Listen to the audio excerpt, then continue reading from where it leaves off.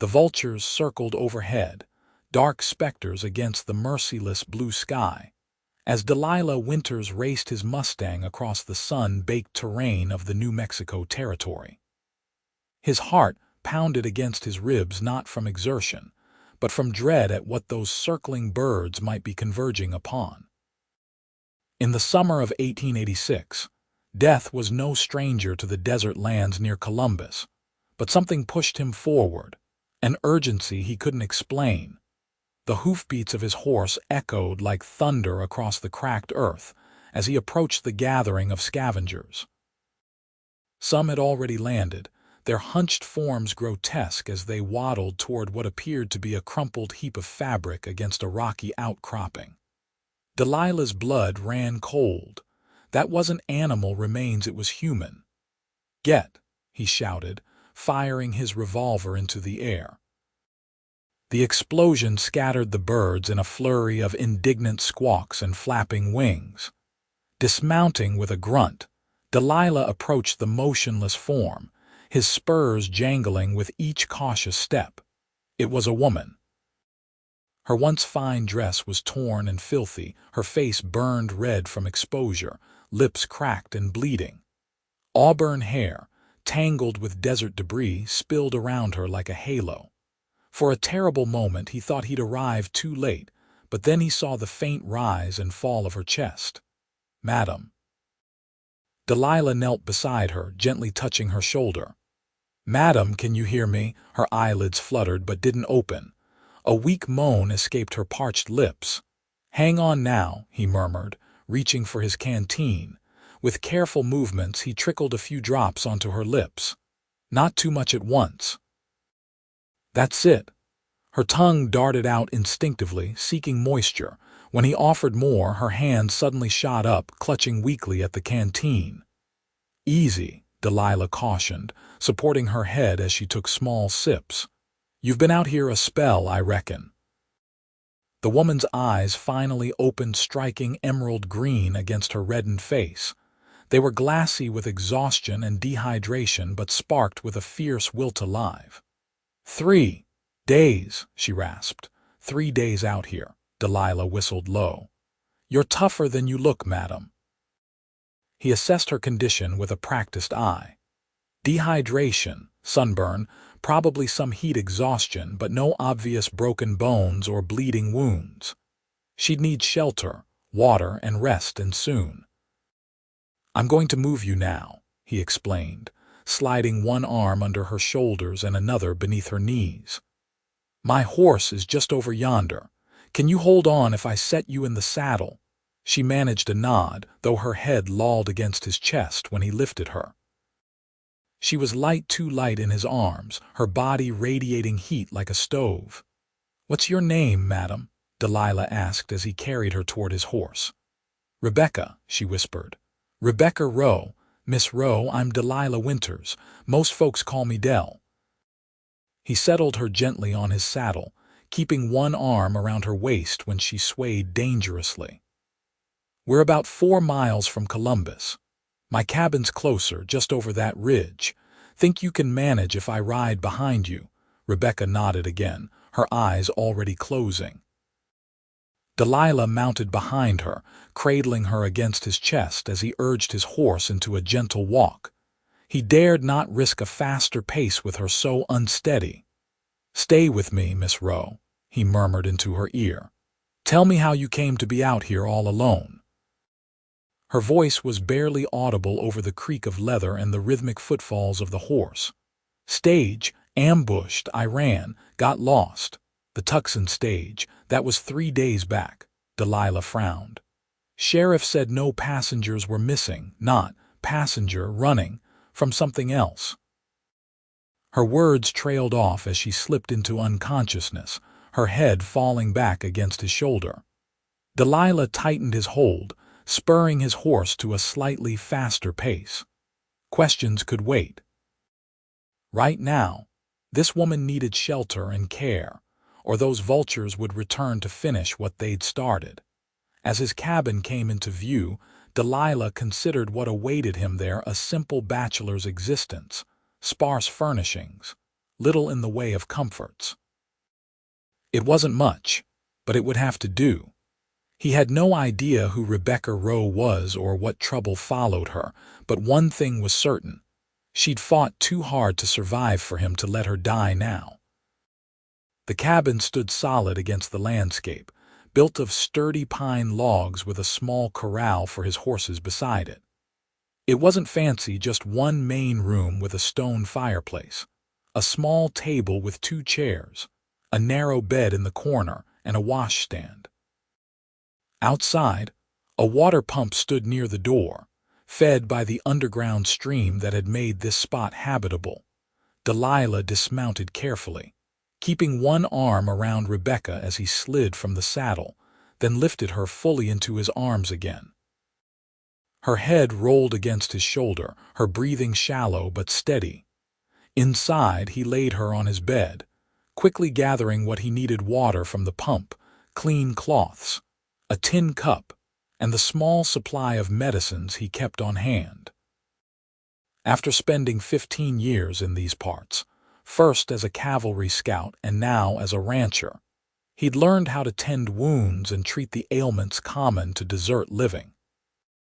Rebecca remained unconscious as he gently bathed her face and hands with cool water, carefully avoiding the worst of the sunburn.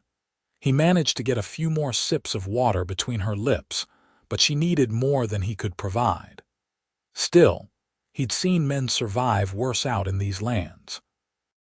If she'd lasted 3 days already, she had a fighting spirit. As the sun began to set, casting long shadows across the cabin floor, Delilah built a fire and prepared a simple broth from dried beef and the few vegetables he had stored. The familiar tasks kept his hands busy while his mind churned with questions. What had driven this woman into the desert alone? What was she running from? The stage robbery had been reported: 3 passengers robbed but unharmed, the driver shot in the arm but expected to recover. No mention of a woman fleeing into the desert. A soft moan from the bed drew his attention. Rebecca was stirring, her hands plucking restlessly at the rough blanket he'd drawn over her. "Water," she gasped, her voice a dry rasp. Delilah hurried to her side, cup in hand. "I've got you," he said, sliding an arm behind her shoulders to help her drink. Small sips now. She drank greedily despite his caution, water dribbling down her chin until he pulled the cup away. "More," she pleaded. "In a minute. Too much at once will make you sick." He eased her back down. "I've got some broth cooking. That'll do you more good." Her eyes, clearer now though still exhausted, fixed on his face. "You saved me. Found you is all." Delilah shrugged, uncomfortable with gratitude. "Anyone would have done the same." "No," Rebecca said with surprising firmness. "Anyone wouldn't. Thank you, Mr. Winters." "Del," he corrected automatically. "Now think you can tell me what happened? How'd you end up out there all alone?" Rebecca's gaze shifted away, focusing on the rough-hewn ceiling beams. "I was on the stage from Tucson. There was a holdup. Sheriff said all passengers were accounted for." A bitter smile touched her cracked lips. "I paid the driver extra not to list me on the manifest. I didn't want certain people knowing my whereabouts." "You're running from someone." It wasn't a question, but she nodded anyway. "My uncle." She broke off with a grimace. Whether from pain or memory, Delilah couldn't tell. "He's not a good man. When my father died last month, he became my guardian, though I'm 22 and hardly in need of one. He had arrangements in mind for me." "Arrangements?" Delilah's voice hardened. He'd seen enough of the world to guess what that might mean. A marriage. To a business associate of his who's older than he is. Her fingers twisted in the blanket. "I refused. He locked me in my room, said I'd stay there until I saw reason. I climbed out the window 3 nights later with what little money I could gather." Delilah nodded, understanding, filling in the gaps. "So you were on that stage, heading to Columbus." "I have a friend here. Ella Thompson. We corresponded after meeting at a finishing school in St. Louis years ago." She said I could stay with her family until I found employment. Rebecca closed her eyes briefly. But when the robbery happened, I panicked. I thought my uncle might have sent those men. I ran while they were distracted with the other passengers. It was foolish, I know, but I wasn't thinking clearly. And you got lost. Delilah poured more water for her, which she took with slightly steadier hands. Yes, I thought I could reach Columbus on foot. I didn't realize how vast this desert is, how everything looks the same. I walked during the day at first, but the sun. She shuddered. After that, I tried walking at night, sleeping during the hottest hours, but I had no water, no food. Yesterday, or was it the day before? I couldn't go on. I found those rocks for shade and waited to die. The simple way she said it struck Delilah like a physical blow. He'd seen that kind of resignation before, on the faces of men who'd given up during long campaigns against the Apaches, or in the eyes of settlers whose crops had failed for the third year running. "Well, you didn't die," he said gruffly, moving to check the broth. "And you're not going to, not if I have any say in it." "My uncle won't stop looking for me," Rebecca said, her voice small in the dimming light. "If he learns I'm here, we'll cross that bridge when we come to it." Delilah ladled some broth into a bowl. "First things first. You need to rebuild your strength. Then we'll get you to your friend's place in Columbus." He helped her sit up, propping pillows behind her back, and handed her the bowl. Her hands trembled too much to hold it steady, so he took it back and began feeding her small spoonfuls. It was an oddly intimate thing, caring for a stranger this way, but something about her vulnerability combined with the fierce determination that had kept her alive stirred protective instincts he hadn't known he possessed. "Tell me about yourself," Rebecca requested between spoonfuls. "How does a man like you end up alone in the desert?" Delilah chuckled. "Man like me, a kind one," she clarified, with gentle hands despite their roughness. He wasn't used to such direct observations, especially from a woman. Most ladies he encountered in town kept a polite distance from the quiet rancher who rarely participated in social gatherings. "Not much to tell," he said, focusing on the task of feeding her. "Came west with the cavalry after the war between the states. Scouted these territories for a decade, saved my pay and bought this land when I mustered out. Been raising horses ever since. It's quiet, suits me. No family, none living." He set the empty bowl aside. "Parents died of fever back in Tennessee when I was 16, joined up soon after. No siblings, no wife, no children. I'm sorry," Delilah shrugged. "It's just how things are. Now you should rest. Morning comes early out here." As if to emphasize his point, a coyote howled in the distance, the lonesome sound carrying across the desert. Rebecca shivered. "I'll be right here," Delilah assured her, gesturing to the chair he'd pulled near the hearth. "Get some sleep, Miss Rowe." "Rebecca," she corrected, echoing his earlier response. "And thank you again, Del. I won't forget this kindness." She settled back against the pillows, her eyelids already drooping. Delilah watched as her breathing deepened and evened out, then moved to his chair, rifle within easy reach. He didn't expect trouble, but a lifetime of vigilance was hard to break. As the night settled around the small cabin, he found himself studying her face in the firelight, wondering what chain of circumstances had led their paths to cross in such a dramatic fashion. It was just past dawn when Rebecca awoke with a start, a small cry escaping her lips. Delilah, who had been dozing in the chair, was instantly alert. "What is it?" he asked, scanning the cabin for threats. Rebecca pressed a hand to her chest, her breathing rapid.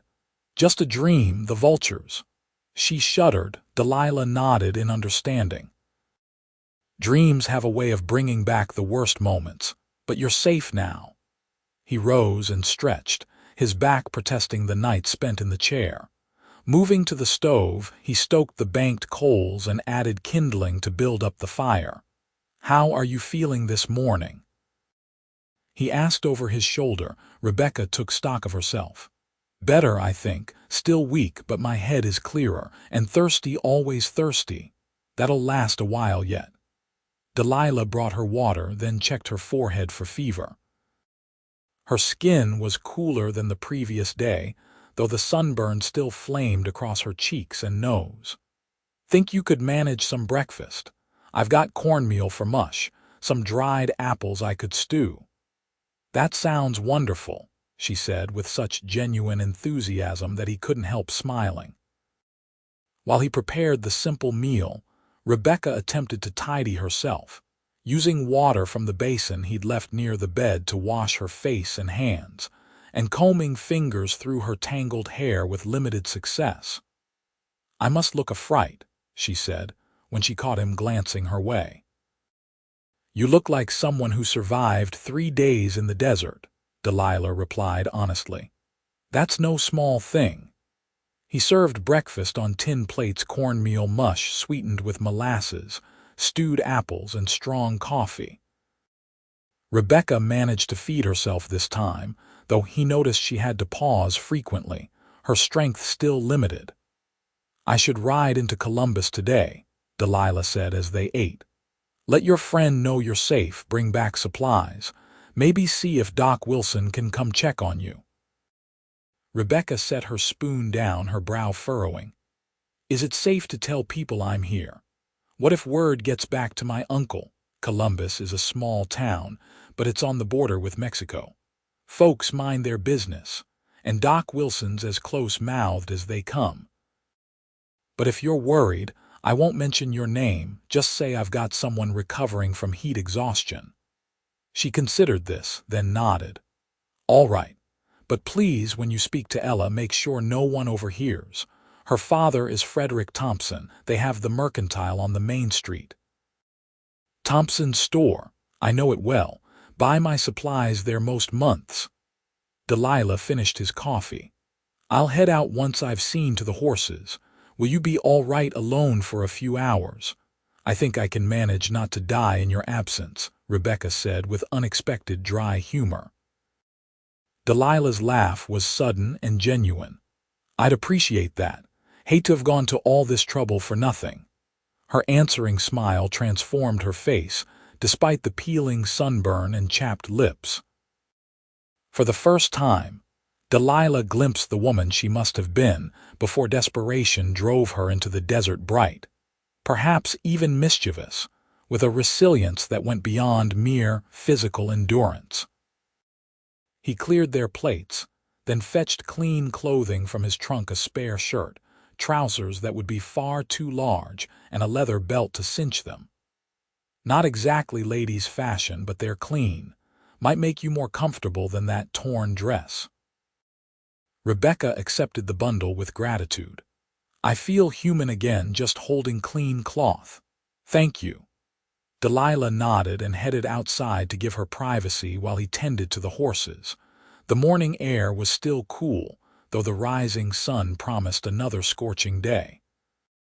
His 2 horses, the chestnut Mustang he'd ridden yesterday, and a solid black gelding, nickered in greeting as he approached the corral. After feeding and watering them, he saddled the black, preparing for the ride to Columbus. The town was 7 miles to the south, an easy journey across mostly flat terrain. He could be there and back by mid-afternoon if he didn't linger. When he re-entered the cabin, Rebecca was dressed in his clothes, the shirt hanging past her thighs, the trousers rolled up multiple times at the ankles, and the belt cinched tight at her waist. She'd managed to braid her hair, though many strands had escaped the plait. The effect should have been comical, but instead, Delilah found himself struck by her transformation. Even in ill-fitting men's clothing, she carried herself with dignity. "I've left some water and food within reach," he told her, gesturing to the small table he'd moved beside the bed. "My revolver's there too, should you need it. Not that I expect trouble, but better to be prepared," Rebecca finished for him. "I grew up on stories of frontier life, though I'm finding the reality quite different from the romantic tales in ladies' magazines." Delilah snorted. "I reckon most things are. I should be back by late afternoon. Try to rest while I'm gone." She nodded, settling back against the pillows with evident fatigue. Despite her improved condition, she was still dangerously weak. As he mounted up and rode toward Columbus, Delilah found himself pushing the pace, anxious to return with supplies that might speed her recovery. Columbus was busier than usual when he arrived, the monthly supply train having come through from El Paso the day before. Settlers from outlying homesteads filled the streets, stocking up on necessities before returning to their isolated lives. Delilah tied his horse outside the doctor's small office first. Doc Wilson was a grizzled veteran of the war between the states who had come west to escape his memories. His steady hands and no-nonsense manner had saved many lives in the territory, including Delilah's once, after a confrontation with rustlers, had left him with a bullet in his shoulder. "Del Winters," the doctor greeted him, looking up from a ledger. "Unusual to see you in town twice in 1 month. Not injured again, are you?" "Not me, Doc. Found someone out in the desert yesterday, about halfway to the Tres Hermanas Mountains. Woman, been out there 3 days from what she says, suffering from exposure, dehydration." The doctor's bushy eyebrows rose. "And you didn't bring her straight here because?" "She was too weak to travel that far. Got her to my place, got some fluids and food in her. She's improved some, but I'd feel better if you had a look." "I can ride out with you after I see my last patient," Doc Wilson said, consulting a pocket watch. "About an hour. That give you time for your other business in town?" "It does. Thanks, Doc." Delilah's next stop was Thompson's Mercantile, a well-stocked establishment that served as the commercial center of Columbus. The bell above the door jingled as he entered, and Frederick Thompson looked up from behind the counter where he was measuring fabric for a customer. "Morning, Mr. Winters," he called. "Be right with you." Delilah nodded and browsed the shelves while waiting, mentally cataloging items Rebecca might need: a nightgown, perhaps, some female necessities, decent soap. When the other customer departed, he approached the counter. "Need the usual supplies," he began, "and a few extras. Was hoping to speak with you and your daughter privately, if possible." Frederick's expression grew guarded. "Ella's in the storeroom. May I ask what this is about?" "Best discussed away from curious ears," Delilah said quietly. The merchant studied him for a moment, then nodded. "Ella," he called toward the back of the store, "could you join us? And bring the ledger." A young woman with honey blonde hair appeared from the storeroom, carrying a leather-bound book. Her questioning glance moved from her father to Delilah.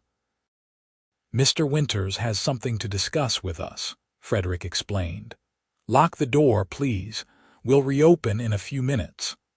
Once the door was secured and the closed sign turned, Frederick led them to a small office behind the counter. "Now, what's this about?" "Rebecca Rowe," Delilah said simply. Ella gasped, one hand flying to her mouth. "You've had word of Becca. Is she all right? Her last letter said she was coming, but that was weeks ago and the stage arrived without her. We feared the worst." "She was on that stage 3 days ago, the one that was robbed," Delilah explained. "She ran during the confusion, got lost in the desert. I found her yesterday, near death from exposure. She's recovering at my place now." "Oh, thank God," Ella breathed, tears filling her eyes. "Father, we must go to her at once." Frederick held up a hand. "Slow down, Ella. Mr. Winters, you said she ran during the robbery. Why would she do such a foolhardy thing?" "She believed the robbers might have been sent by her uncle to find her." "She's running from him, from a forced marriage he was arranging." Ella nodded vigorously. "That's what she wrote, that her Uncle Harrison had become unbearable after her father's death. He's always been a cruel man, but without her father's protection. She shuddered. Harrison Rowe. Frederick asked sharply. The banker from Tucson. She didn't mention his profession, Delilah said. Only that he's her guardian despite her being 22, and that he locked her in her room when she refused his marriage arrangements. Frederick paced the small office. Harrison Rowe is a powerful man, with connections throughout the territory. If he's looking for his niece, it won't take him long to trace her to Columbus. Which is why we need to be discreet, Delilah agreed. Rebecca's still too weak to travel far, but she'll need proper clothing and supplies. And she'll need a place to stay once she's recovered. She'll stay with us, of course, Ella declared. That was always the plan. Father, we can't abandon her to that monster. Frederick sighed heavily. No, of course not, but we must be careful. Rowe isn't above using his influence with territorial officials to get what he wants. He turned to Delilah. You say she's at your ranch. That might be the safest place for now. It's isolated and few people even know exactly where you live. She's welcome to stay as long as needed, Delilah found himself saying. But she'll want female companionship, proper things that I can't provide.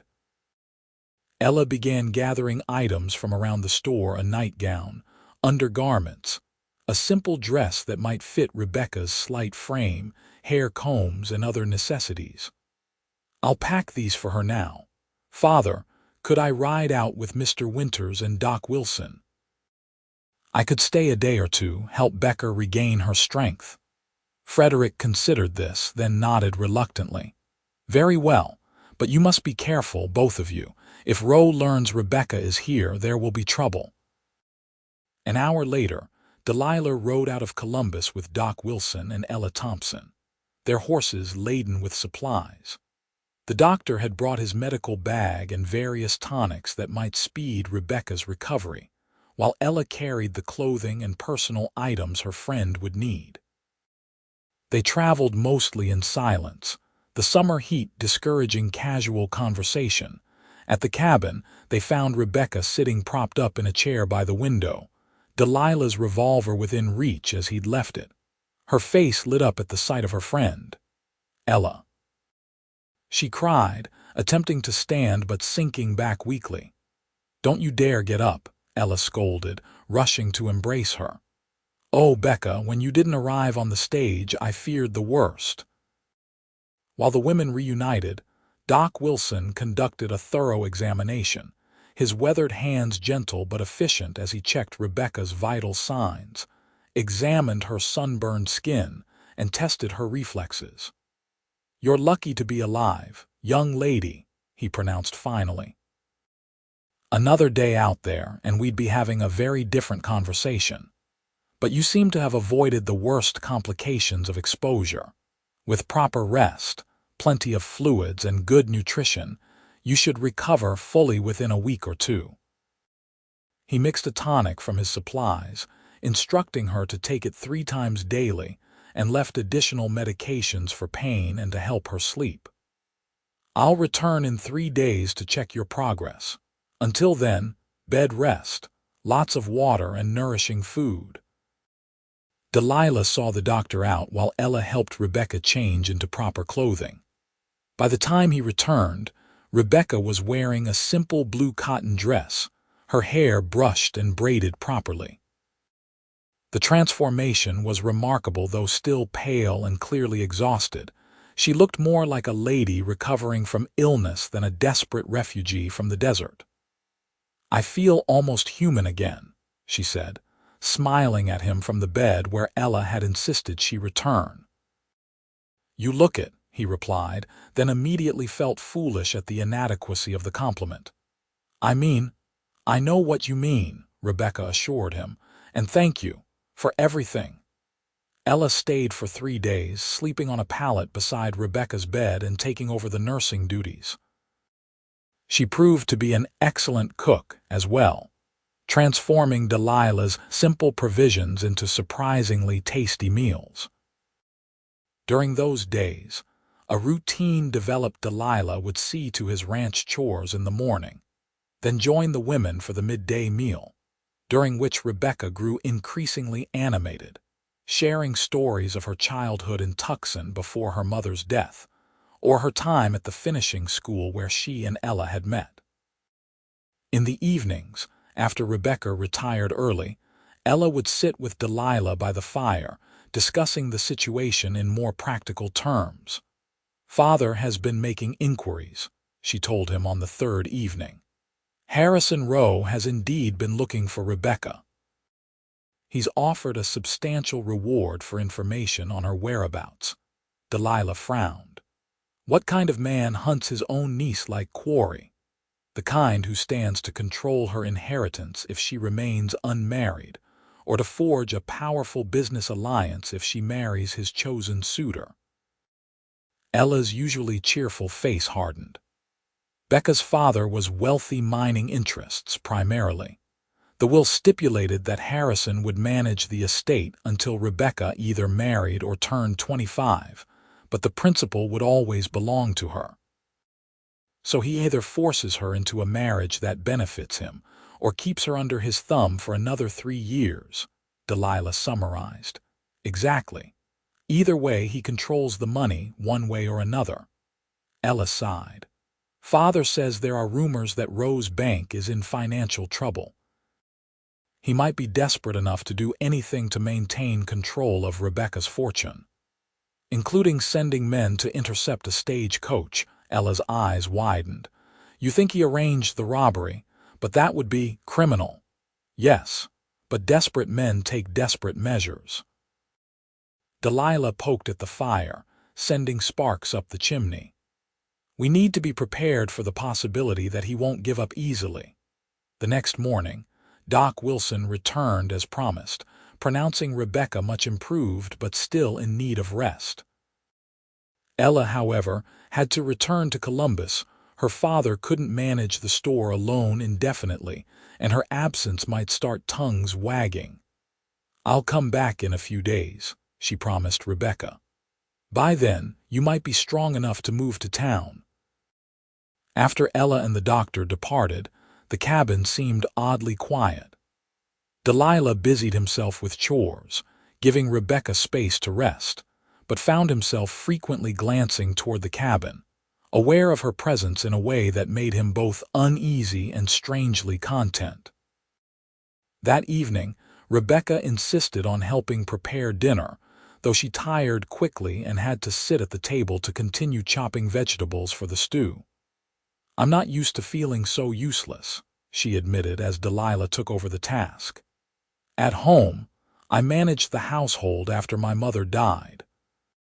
Even under my uncle's roof, I had responsibilities.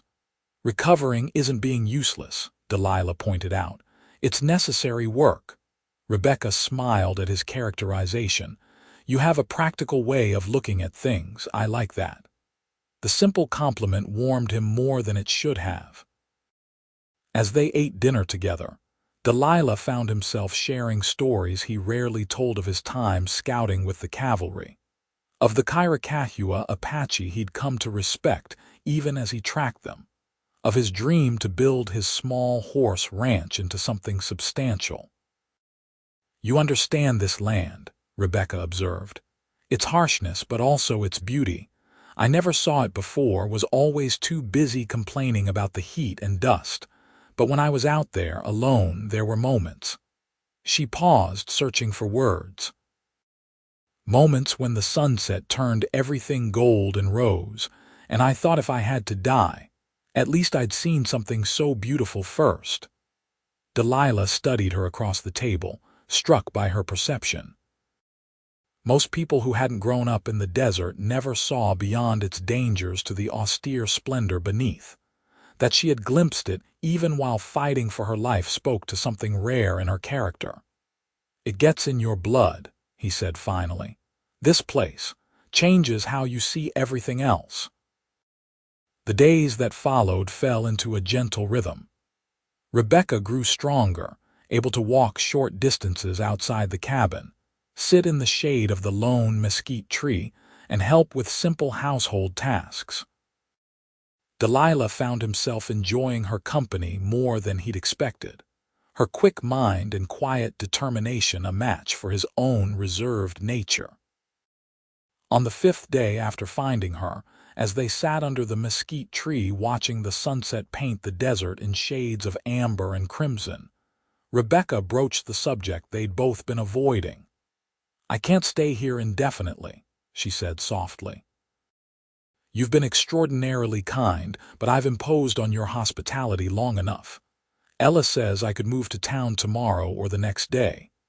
Delilah felt an unexpected pang at the thought of her leaving. "You're welcome here as long as you need," he said.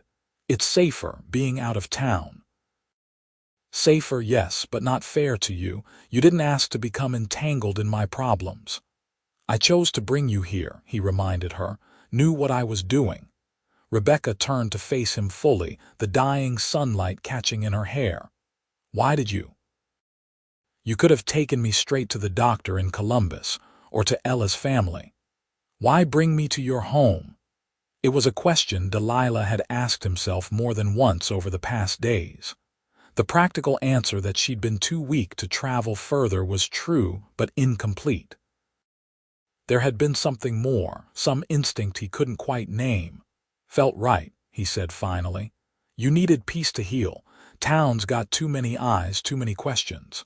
She studied him for a long moment, then nodded, accepting his explanation. "Well, I'm grateful, whatever your reasons. But I still can't stay indefinitely. I need to find work, establish myself independently so my uncle has no claim on me." "What kind of work do you do?" "I was educated to be a lady, which means I can play the pianoforte tolerably well, embroider handkerchiefs, and pour tea without spilling," Rebecca said with a wry smile. "But practically speaking, I can keep accounts. My father taught me the basics of his business, and I'm good with children." "I thought perhaps I might find work as a teacher. Columbus has been talking about starting a proper school," Delilah remarked. "Currently, the minister's wife teaches the children in the church 3 days a week, but there are more families arriving all the time." Rebecca's eyes brightened. "That would be perfect. I could inquire," she broke off as the sound of approaching hoofbeats reached them. Delilah was on his feet instantly, hand moving to the revolver at his hip. "Inside," he ordered quietly. "Stay away from the windows." Rebecca obeyed without question, hurrying to the cabin as Delilah moved to intercept the approaching riders. There were 2 of them, he saw now, both men on trail-worn horses. They didn't have the look of local ranchers, nor of the Mexican vaqueros who sometimes cross the border. Their clothes were too fine for cowboys but too trail-dusty for businessmen. "Evening," Delilah called when they were within earshot. "Can I help you?" The men reined in their horses. The older one, a heavy-set man with a neatly trimmed gray beard, touched the brim of his hat in greeting. "Hope so." "Name's Phillips. This here's Davis. We're looking for a young woman might have passed this way. About 5'4", auburn hair, green eyes. Goes by the name of Rebecca Rowe." Delilah kept his expression neutral. "What business you got with this woman?" "Family business," Phillips replied smoothly. "Her uncle's mighty worried about her. She's not well, you see. Bit touched in the head, ran away from home, been making up all sorts of tales." "That's so." Delilah's voice betrayed nothing of the anger that flared within him at the characterization. "Lot of territory to search for one lost woman." "We tracked her to Columbus," Davis spoke up. "Folks there said there was a lady matching her description staying out this way, with a rancher name of Winters. So someone in town had talked, despite Frederick Thompson's caution." Delilah wasn't surprised small towns ran on gossip, and a stranger staying with a known bachelor was juicy news indeed. "Well, I'm Winters," he acknowledged. "But there's no woman here except my housekeeper, Mrs. Garcia. She rides in from town 3 times a week, helps with the cleaning." Mexican lady about 50 years old. You're welcome to speak to her next time she's here." Phillips and Davis exchanged glances. "Mind if we water our horses?" Phillips asked. "Been a long ride. Pump's over there." Delilah gestured, knowing a refusal would only increase their suspicions. As the men led their horses to the water pump, Delilah remained where he stood, positioned between them and the cabin door. Through the window, he caught a glimpse of movement Rebecca, no doubt watching from the shadows. Phillips made a show of looking around the modest ranch as his horse drank. "Nice place you got. Isolated, though. Must get lonely out here all by yourself." "Suits me," Delilah replied shortly. "Mr. Rowe is offering a substantial reward for information about his niece," Davis remarked casually. $500, that's a lot of money for a small-time rancher." The implied insult rolled off Delilah like water off a duck's back. "Would be, if I had information to sell. But as I said, there's no Rebecca Rowe here. You wouldn't mind if we had a look inside, then?" Phillips suggested, his hand drifting toward the gun on his hip in a way that made it clear this wasn't really a request. Delilah didn't move. "Actually, I would mind. This is my home. You've got no warrant, no authority to search it." "Now, don't be difficult," Phillips said, his tone hardening. "We're just doing our job, looking out for a vulnerable young lady. And I'm just protecting my property from strangers who ride up making demands." Delilah's hand rested casually near his revolver, but his stance was anything but casual. "I think it's time you gentlemen moved on." The tension stretched between them, palpable as a drawn wire. Then Davis's horse snorted and stamped, breaking the moment. "Come on, Phillips," Davis said. "Man says she's not here. We've got other places to check before dark." Phillips stared at Delilah for a long moment, his eyes cold. "We'll be back, Mr. Winters, with the sheriff next time." "Sheriff's welcome any time," Delilah replied evenly. "Good evening, gentlemen." He watched as they mounted and rode away, waiting until they were well out of sight before returning to the cabin. Inside, he found Rebecca standing in the center of the room, her face pale but composed. "My uncle's men," she said. "It wasn't a question. Seems like." Delilah closed and barred the door. "They'll be back, probably with the sheriff." "What will we do?" The simple "we" in her question struck him. There was no hesitation, no doubt that he would continue to stand with her against her uncle's machinations. "First, we need to get word to the Thompsons. They should know Rowe's men are in the area." Delilah moved to the window, scanning the landscape, though the men had long since disappeared from view. "Then we need to decide whether to stand our ground or move you somewhere safer." "I won't run again," Rebecca said firmly. "I can't spend my life hiding. And I won't put you or the Thompsons in further danger." Delilah turned to face her. "What are you suggesting?" "I'll go into Columbus tomorrow, speak to the sheriff myself.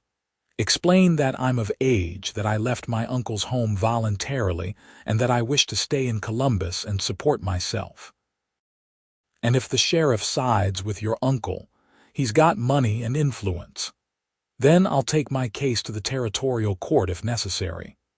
Rebecca lifted her chin, determination shining in her eyes. "I won't be bullied or bought, and I won't be treated as property to be traded for business advantages." Delilah studied her, admiring her resolve even as he worried about its practicality. The law might technically be on her side as an adult woman, but in practice, courts often deferred to male guardians, especially wealthy ones with political connections. "All right," he said finally, "but we do this carefully. I'll ride into town at first light, bring Ella and her father back here to discuss strategy. They know the local situation better than I do." Rebecca nodded agreement. "Thank you for believing me, for standing with me." "Never doubted you," Delilah said simply. That night, as Rebecca slept in his bed and Delilah kept watch from his chair by the fire. He contemplated how completely his solitary existence had been disrupted in less than a week. He'd gone from a man who spoke perhaps a dozen sentences a day to one embroiled in family drama, potential legal battles, and the protection of a woman whose presence in his home would scandalize half the territory if widely known. Yet, he couldn't bring himself to regret it.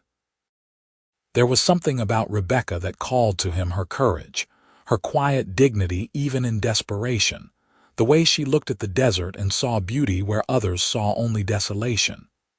In protecting her, he felt more purposeful than he had in years.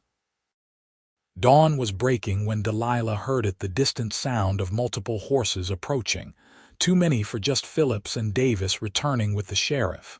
He was on his feet instantly, moving to wake Rebecca. "Riders coming," he said as her eyes fluttered open. "Several of them."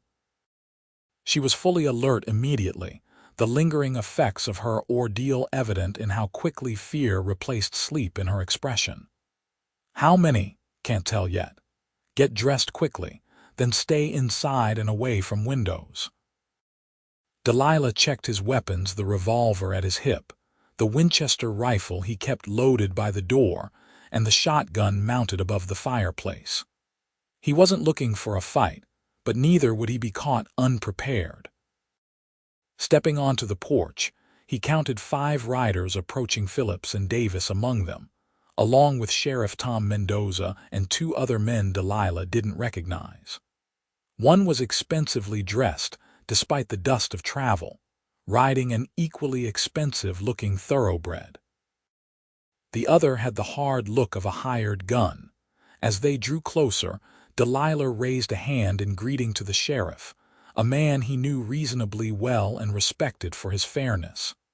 "Morning, Sheriff. Quite a delegation you've brought." "Winters," Mendoza acknowledged with a nod. "Got some business to discuss with you." The well-dressed man urged his horse forward. "Mr. Winters, I'm Harrison Rowe. I understand you're harboring my niece." So this was Rebecca's uncle. Delilah took his measure, about 50, prosperous and accustomed to authority, with cold eyes that assessed everything in terms of value and use. He could see why Rebecca had fled from such a man. "Morning, Mr. Rowe," Delilah said, ignoring the accusation. "What brings you all the way from Tucson?" "Don't play games with me," Rowe snapped. "I know Rebecca is here. These men tracked her to Columbus and then to your ranch. I've come to take her home where she belongs." Sheriff Mendoza cleared his throat. "Mr. Winters, if Miss Rowe is indeed here, it would be best to bring her out." "Mr. Rowe has legal papers establishing his guardianship." "Of a 22-year-old woman?" Delilah asked mildly. "The law allows for guardianship of unmarried women if their father so designated in his will," Rowe stated, "which my brother did." The cabin door opened behind Delilah, and Rebecca stepped out, dressed in the blue dress Ella had brought her. She looked pale but composed, her hands clasped tightly before her. "Hello, Uncle," she said, her voice steady. "I see you've gone to great lengths to find me." "Rebecca," Rowe's tone softened to something that might have passed for concern if not for the calculating look in his eyes. "You've had us all worried sick. Running off like that into dangerous territory. It's time to come home." "I am not going back to Tucson with you," Rebecca stated firmly. "I am an adult woman, fully capable of making my own decisions." "You're distraught, not thinking clearly," Rowe argued. "Ever since your father's death, you've been emotional, irrational.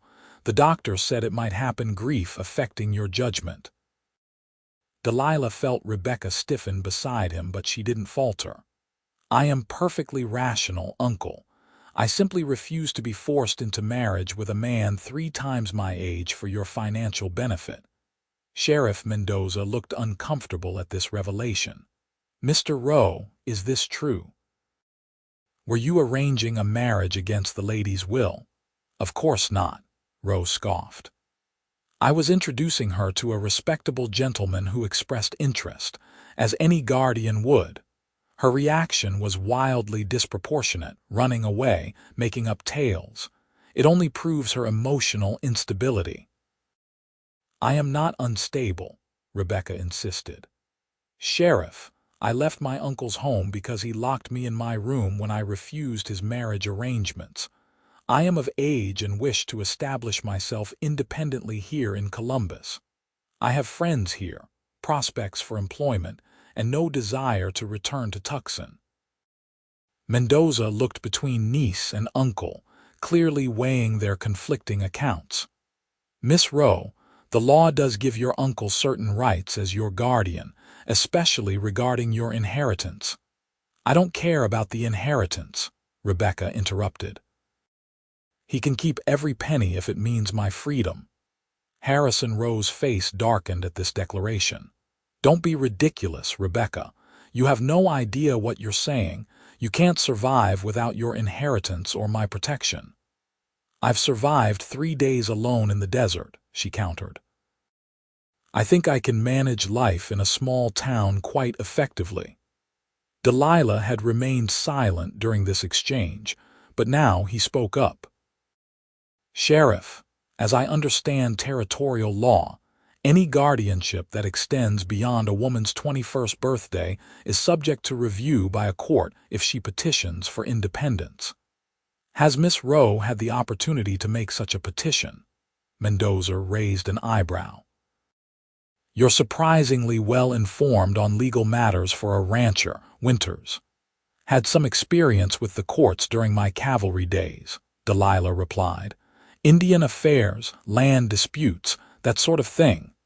Rowe's expression had grown increasingly sour during this exchange.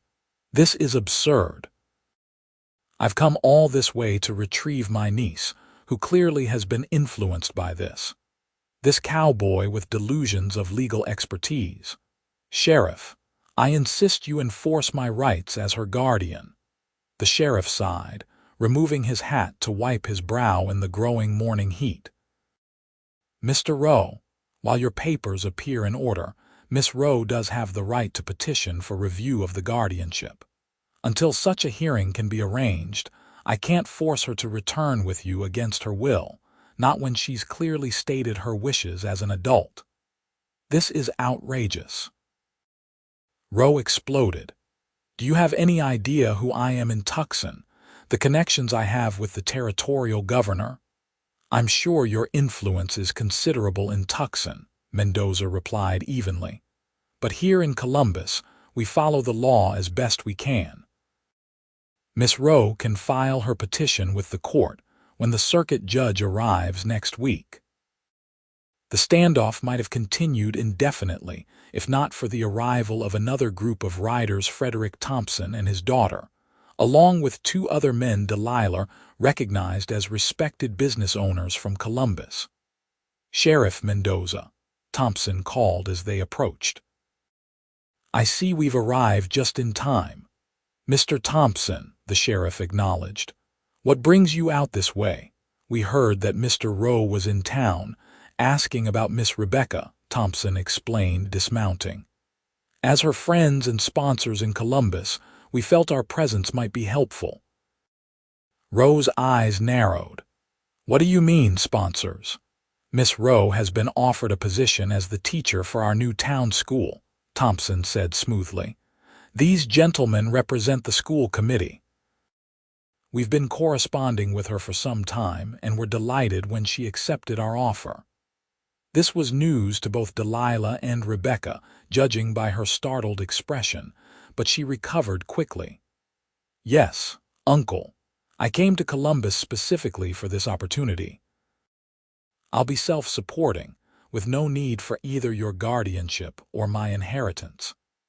The impromptu school committee nodded in confirmation, one of them adding, We've already secured a small house for Miss Rowe near the church, quite respectable with Mrs.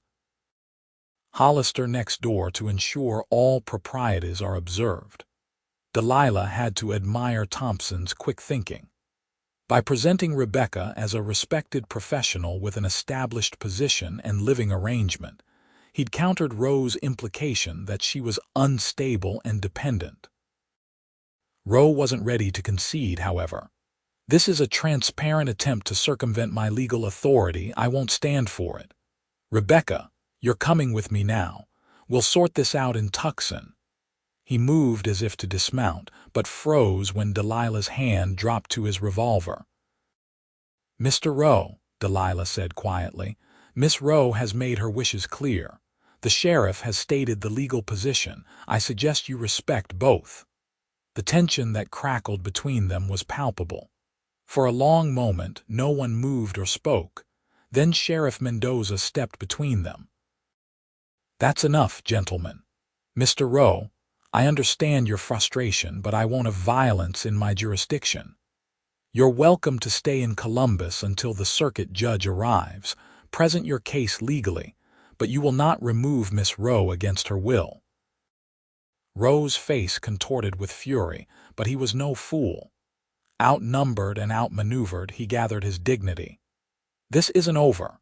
The judge will see things differently when he reviews the legal documents and hears about the circumstances of my niece's residence here." His gaze lingered meaningfully on Delilah, then Rebecca, the implication clear. Delilah felt his jaw tighten but kept his expression neutral.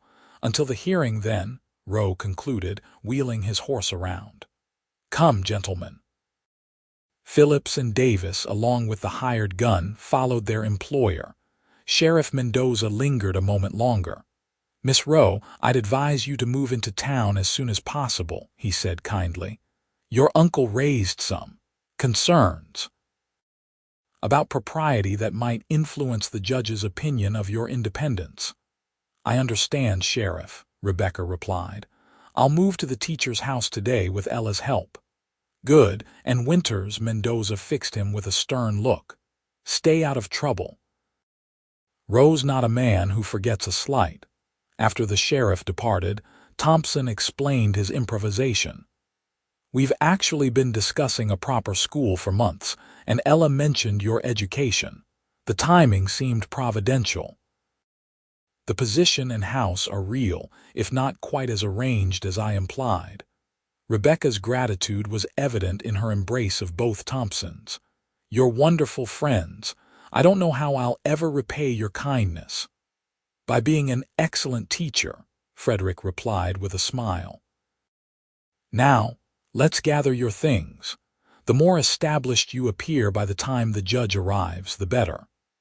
As the others prepared for Rebecca's move to town, Delilah found himself unexpectedly reluctant to see her go. The past week had transformed his solitary existence in ways he hadn't anticipated, bringing purpose and connection where before there had been only routine. Rebecca seemed to sense his thoughts, seeking him out by the corral where he was saddling a horse for her to ride into town. "I don't know how to thank you," she said softly. "You saved my life and then risked your reputation and safety to protect me." "Wasn't much of a reputation to risk," Delilah replied, adjusting the stirrup length for her shorter legs. "And as for safety, well, that's always a relative thing out here. Still, you didn't have to involve yourself in my troubles." She laid a hand on his arm, stopping his busy movements. "Why did you?" Delilah looked down at her hand, then into her earnest green eyes. "Couldn't do otherwise," he said simply. "Not and still be someone I could live with." Rebecca studied him for a long moment. "Will you come to town for the hearing? I could use another ally when I face my uncle in court." "I'll be there," he promised. The week that followed was one of adjustment for both Rebecca and Delilah. She settled into the small but neat teacher's house in Columbus, quickly winning over the town with her gentle manner and obvious intelligence. Frederick Thompson and the hastily assembled school board made her position official, with classes set to begin the following month. Delilah, meanwhile, returned to his solitary routine. The though he found himself riding into town more frequently than usual, ostensibly for supplies but inevitably finding his way to wherever Rebecca might be. They would exchange brief conversations on the street or at Thompson's store, always proper but increasingly warm. Ella, observing their interactions with a knowing eye, finally confronted Delilah as he was selecting seed for his garden. "You know, Mr. Winters, it's perfectly acceptable to call on Miss Rowe formally. You don't need to invent errands that bring you to town 3 times in 1 week." Delilah's ears reddened above his beard. "Just checking that she's settling in all right. Hum. Ella's smile was knowing. "She usually takes tea on her porch around 4 o'clock, in case you were wondering." The circuit judge arrived exactly 1 week after Harrison Rowe's confrontation at Delilah's ranch. Judge William Harrington was a stern, white-haired man with a reputation for fairness and a low tolerance for attempts to manipulate the court. The hearing was set for the following day in the town hall, the closest thing Columbus had to a courthouse. That evening, Delilah found himself riding into town yet again, this time with the deliberate intention of calling on Rebecca. He had bathed and shaved, put on his least worn shirt, and even borrowed a book from Doc Wilson as a pretext for the visit. Rebecca was indeed on her porch, a cup of tea beside her as she reviewed what appeared to be lesson plans. She looked up at the sound of approaching hoofbeats, her face brightening in a way that sent an unfamiliar warmth through Delilah's chest. "Mr. Winters," she greeted him. "What a pleasant surprise. Miss Rowe." He removed his hat, suddenly awkward now that he stood before her. "Thought you might like something to read. Doc had this book of poetry he thought you'd enjoy." It was a flimsy excuse and they both knew it, but Rebecca accepted the book with a smile. "How thoughtful. Would you care to join me for tea?" They sat together as the sun began its descent, casting long shadows across the street. Their conversation, initially stilted, soon flowed more naturally as they discussed the upcoming hearing, Rebecca's plans for the school, and Delilah's latest efforts with his horse breeding program. "Are you nervous about tomorrow?" he asked as twilight deepened around them. Rebecca considered the question. "Yes and no. I'm anxious about facing my uncle, about having my personal affairs discussed so publicly, but I'm also confident in the rightness of my position. I deserve the chance to direct my own life." "You do," Delilah agreed. "And you've established yourself well here. The town respects you already, thanks in large part to you and the Thompsons." She set her teacup down, her expression growing serious. "Whatever happens tomorrow, I want you to know how grateful I am. Not just for saving my life in the desert, but for believing in me, for seeing me as capable rather than helpless." "Nothing helpless about surviving 3 days in the desert," Delilah pointed out. "Takes real grit to do that." Rebecca smiled at his characterization. "Grit, I like that. Much better than emotional or irrational or any of the other words my uncle uses to dismiss me." As night fell in earnest, Delilah reluctantly took his leave, aware of the watching eyes of neighbors. Rebecca's reputation needed to be beyond reproach for the hearing. "I'll see you tomorrow," he said, hat in hand. "If there's anything you need before then." "Just your presence," she replied softly. "Knowing I have friends who believe in me makes all the difference." He nodded, settling his hat back on his head. "You have that without question." The town hall was packed the following morning. It seemed everyone in Columbus had found a reason to attend the hearing, from genuine concern for the new school teacher to simple curiosity about the dramatic circumstances that had brought her to town. Harrison Rowe arrived with an attorney from Tucson, both men dressed in expensive suits that marked them as outsiders in the frontier town. They took seats at one table near the front, while Rebecca, represented by a young lawyer Frederick Thompson had engaged from Las Cruces, sat at another. Delilah, along with the Thompsons and several other townspeople who had come to support Rebecca, filled the rows behind her. The atmosphere was tense but expectant as Judge Harrington entered and called the court to order. The proceedings began with Rowe's attorney presenting the guardianship papers, explaining how Rebecca's father, in his last will and testament, had appointed his brother as guardian for his daughter until she either married or reached the age of 25. This was a prudent decision by a loving father, the attorney argued smoothly, knowing that his daughter, raised in comfort and sheltered from the harsher realities of life, would need guidance in managing her substantial inheritance. Mr. Rowe has executed this duty faithfully, only to be rewarded with his niece's irrational flight and these baseless accusations. Judge Harrington listened impassively, occasionally asking for clarification on specific points of the legal documents. When it was Rebecca's turn to present her case, she rose with quiet dignity, her voice steady as she described the circumstances that had led to her departure from Tucson. "My uncle did indeed become my guardian after my father's death," she acknowledged. "And initially, I was grateful for his assistance during that difficult time. But it soon became clear that his interest was not in my welfare, but in controlling my inheritance. When I objected to his plans to marry me to his business associate, a man of 63 who had already buried 2 wives, he locked me in my room, declaring I would remain there until I saw reason." She went on to describe her escape, her journey to Columbus, and the harrowing days lost in the desert. "I nearly died in that wilderness, Your Honor. The vultures were circling when Mr. Winters found me. But even that ordeal was preferable to being forced into a loveless marriage for financial advantage."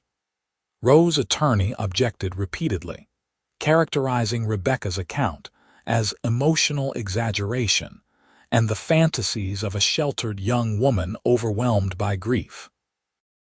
But Judge Harrington allowed her to continue, watching her closely as she spoke. When she concluded, the judge called Harrison Rowe to testify.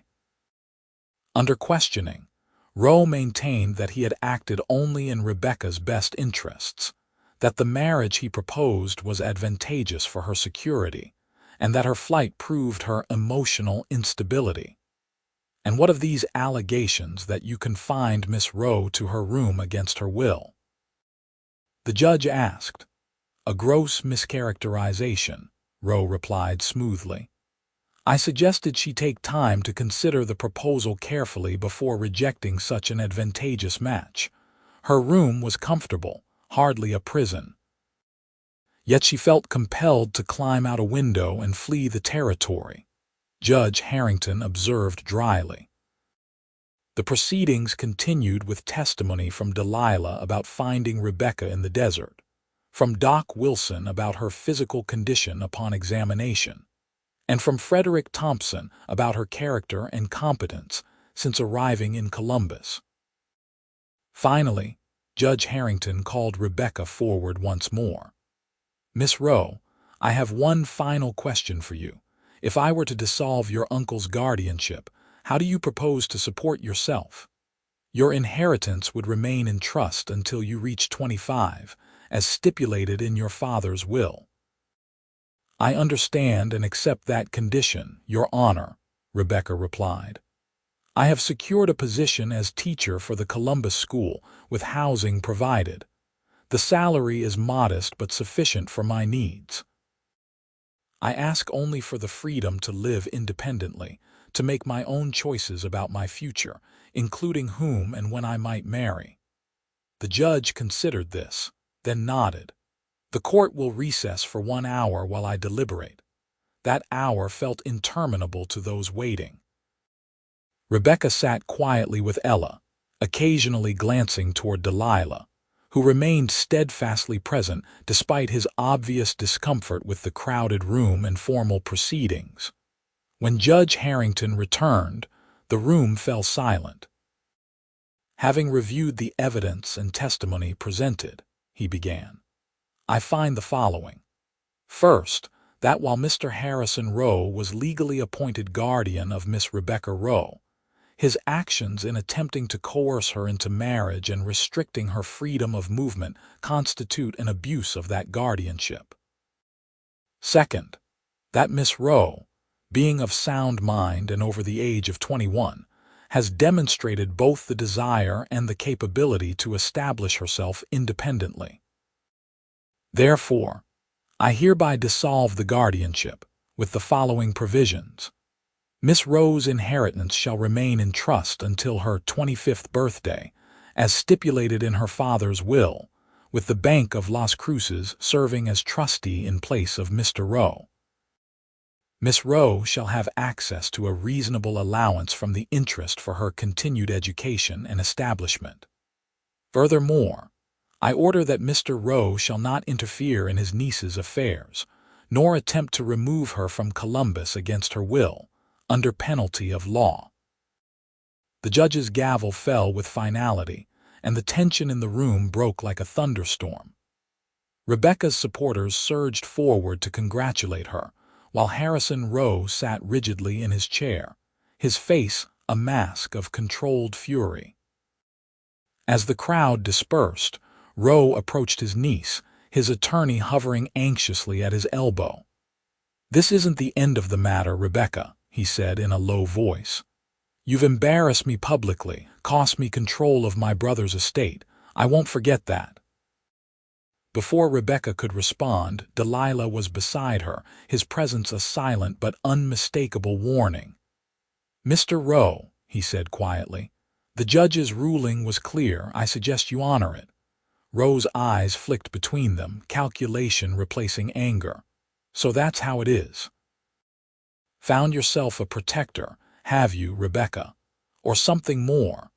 I wonder what the good people of Columbus would think if they knew the true nature of your time at this man's ranch."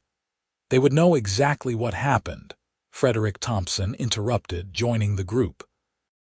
"Miss Rowe was rescued from death in the desert and nursed back to health, with my daughter present as companion and chaperone. Any suggestion to the contrary would be slander, Mr. Rowe, and actionable as such." Outnumbered and outmaneuvered once again, Rowe retreated, though the look he cast over his shoulder promised this wasn't truly over. The celebration that evening at Thompson's home was subdued but joyful. Rebecca, finally free from her uncle's control, allowed herself to relax among friends who had stood by her through the ordeal. As the evening wore on, she found herself on the porch with Delilah, both of them gazing up at the star-filled sky. "What will you do now?" he asked after a comfortable silence. "Teach," she replied simply. "Build a life here. Learn more about this land that nearly killed me but also gave me a second chance." She glanced at him. "What about you? Back to your solitary ranching?" Delilah considered the question.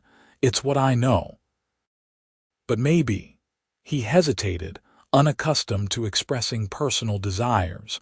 "Maybe not quite so solitary anymore."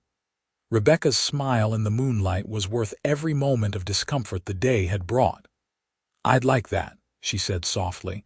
The months that followed brought changes to both their lives. Rebecca threw herself into establishing Columbus's first proper school, quickly becoming a beloved figure in the community. Her natural affinity for children, combined with her genuine interest in their welfare, made her an excellent teacher. The small house near the church became truly hers, filled with books, student artwork, and the simple comforts that transformed it from shelter to home. Delilah, meanwhile, continued developing his horse ranch, but found himself increasingly drawn to town. His weekly visits became bi-weekly, then nearly daily as autumn turned to winter. He began escorting Rebecca to community gatherings, Sunday services, and occasional dinners at the Thompsons' home. Their courtship progressed with the careful deliberation of two people who had learned to value independence, but found something worth sharing in each other. Rebecca appreciated Delilah's quiet strength, his unshakable integrity, and the gentle consideration that belied his rough exterior. Delilah, in turn, admired her resilience, her intelligence, and the way she embraced her new life with genuine enthusiasm rather than resentment over what she had lost. By spring, their intentions toward each other were clear to the entire town, though no formal announcement had been made. It was on the anniversary of their first meeting that desperate day, when he had scattered vultures from her unconscious form, that Delilah finally found the courage to speak the words that had been building in his heart. They rode together to the spot where he had found her, now transformed by spring rains into a landscape dotted with wildflowers and verdant creosote bushes. The desert bloomed briefly but spectacularly, as if to remind all who dwelled there that beauty could emerge from the harshest conditions. "Hard to believe it's been a year," Rebecca remarked as they dismounted near the rocky outcropping where she had collapsed. "I was certain I would die here." "I'm grateful every day that you didn't," Delilah replied, taking her hand. His calloused fingers engulfed her smaller ones, a contrast that somehow represented everything about their unlikely connection. Rebecca looked up at him, her green eyes bright in the sunlight. "As am I. Though sometimes I wonder if I did die here, and everything since has been some beautiful dream." "If it's a dream, I'm having it too." Delilah's voice was rough with emotion. "Rebecca, I'm not a man of many words, but I need to say this. When I found you here, I was riding without purpose, living without really living. You changed that. You showed me that sometimes the greatest treasures are found in the most desperate moments." He reached into his pocket, withdrawing a small wooden box carved with desert flowers. "I made this for you, and what's inside?" Rebecca opened it with trembling fingers to reveal a ring, not a traditional diamond, but a silver band inlaid with a small piece of turquoise that matched the color of the desert sky. "It's beautiful," she breathed. "Like you," Delilah said simply. "Rebecca Rowe, would you do me the honor of becoming my wife?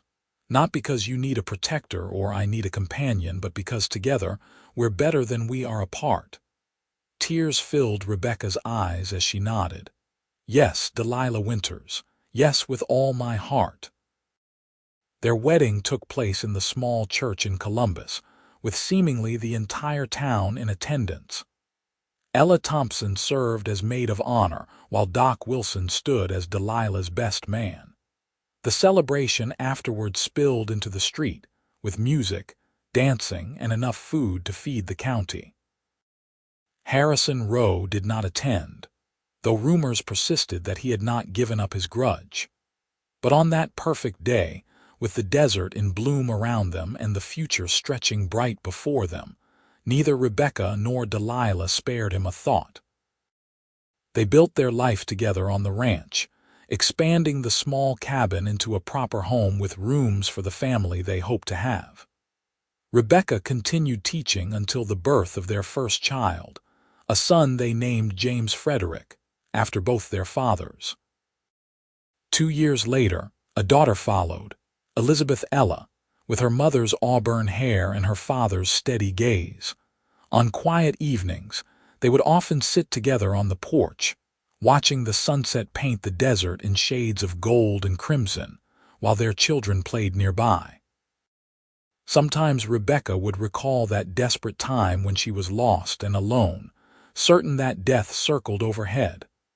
"I never thought then that I could be this happy," she would say, leaning against her husband's solid shoulder. "That something so beautiful could come from such desperation." And Delilah, a man transformed by love from solitary rancher to devoted husband and father, would draw her closer and reply with the simple truth that had guided them from their first desperate meeting to their fulfilled present. "The desert takes, but it also gives." You just have to survive long enough to receive its gifts. In the years that followed, their ranch prospered, their children grew strong and capable, and their love deepened into something as enduring as the land around them. The vultures still circled the desert, seeking the vulnerable and exposed, but they would find no prey in the Winters family, who had learned that even in the harshest environments, love could not only survive but flourish, as persistent and miraculous as wildflowers after the rain.